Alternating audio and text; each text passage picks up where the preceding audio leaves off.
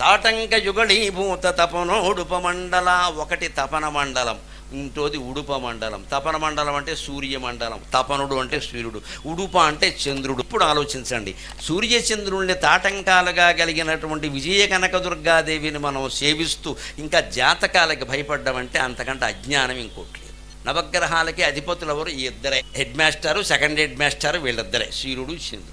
ఆ ఇద్దరిని ఆవిడ తాటంకాలుగా ధరించింది. అందుకని మనం ఆవిడని ఆశ్రయిస్తే ఒక దెబ్బకొట్టి మావాడికి జోలుకొద్దో, రవి మహర్దశ చంద్ర మహర్దశ కూర్చుని చెల్తా, వాడికి ఒకటే దశ లలిత మహర్దశ, వాడు జోలికి రావద్దని చెప్తున్నారు.